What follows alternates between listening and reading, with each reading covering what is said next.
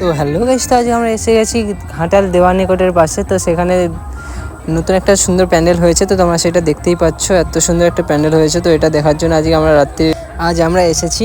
আমি এসেছি, মা এসেছে, বাবা এসেছে, তো সবাই মিলে এসেছি আজকে। এটা হচ্ছে জয়পুর জেমসের প্রোডাকশানে হয়েছে এটা।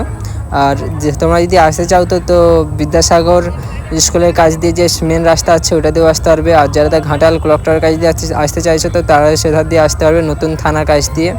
আর যারা প্রতাপপুরের সাইড দিয়ে আসতে চাইছো তো আমরা বাঁধে আসবে, তো তোমরা দেখতে পেয়ে যাবে এই প্যান্ডেলটা খুব সুন্দর। আর লাইটিং অনেক দূর পর্যন্ত যাই, তো তোমরা লাইটিং দেখেও আসতে পারো। তো দেখো গাইস, লাইন কত দূর। আমরা লাইনে দাঁড়াবো বলে যাচ্ছি, যদি বেশি লাইন হয় তাহলে আমরা পালিয়ে যাব। তো এই জন্য আমরা যাচ্ছি লাইনে যে কত দূর পর্যন্ত লাইন গেছে। তো আমি আছি, আর বাবা আছে, মা আছে। তো গাইস দেখো একটা প্যান্ডেল কত দূর। আর আমরা আগে যে অ্যামাজনের জঙ্গলে গিয়েছিলাম, অ্যামাজনের জঙ্গলে আমাদের 2 ঘন্টা 12 থেকে 15 মিনিট আমাদের দাঁড়াতে হয়েছিল। তো সেই ক্ষেত্রে এটা খুবই কম, খুব সামনেই আছে এটা। তো দেখো গাইস, আমরা এসে গেছি, টোটাল আধা ঘন্টাও দাঁড়াতে হয়নি, তার মধ্যে আমরা চলে এসেছি প্যান্ডেলের কাছে। তো গাইস এখানে সব লাইনম্যান কত সুন্দর আর সুন্দরভাবে দাঁড়িয়ে উঠছে, কারণ আমরা যেখানে গিয়েছিলাম সেখানে সব ঠেলাঠেলিভাবে, আমরা আগের প্যান্ডেল যেটা গিয়েছিলাম সেটা প্রচুর সব ঠেলাঠেলিভাবে ঢুকতে হয়েছে। তো গাইস এটা ভিতরের লুক। এটা অর্ধেকটা নদীর ওপরে আছে, তো এটা নদীর ধারে হয়েছে প্যান্ডেলটা, আর অর্ধেকটা পুরোটা নদীর ধারেই আছে। আর সেই ক্ষেত্রে আমরা খুব সাবধানে উঠছি, যদি এটা দিয়ে গলে যায় তো সমস্যা আছে।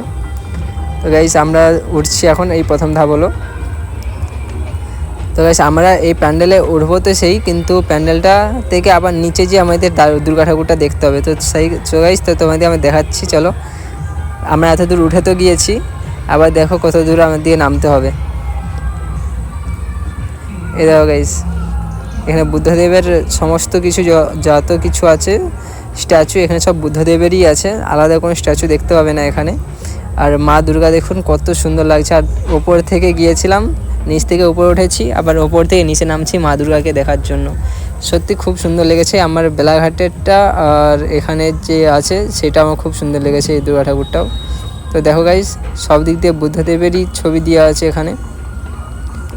তো গাইস দেখো দুর্গা প্রতিমাটা কত সুন্দর লাগছে, আমার তো খুব সুন্দর লেগেছে। তোমরাও দেখে বলবে কেমন লেগেছে তোমার দিকে দুর্গা ঠাকুরটা। আমার সত্যি খুব সুন্দর লেগেছে। তো এবার আমরা চলে যাবো বাইরের লুকটার দিকে। তো বাইরের লুকেও তোমরা দেখতে হবে কত সুন্দর ভিউ আছে সেখানেও। এ দেখো গাইস বাইরের লুক, সব এখানে তার সেলফি তোলার জন্য এই জায়গাটা দাঁড়িয়ে আছে। আর ওখানে সেলফি তোলা হচ্ছে, ওখানেও বুদ্ধদেবী বসে আছে। আর এখানে যত কিছু আছে সব বুদ্ধদেবেরই ইমোজি দেওয়া আছে, যত সব স্ট্যাচু আরে সমস্ত কিছু বুদ্ধদেবের। আর তোমাদের দেখিয়ে দিচ্ছি নদীর ধারে এটা কেমনভাবে হয়েছে। দেখা গাইস পুরো নদীর মাঝখানে চলে এসেছি বলতে গেলে।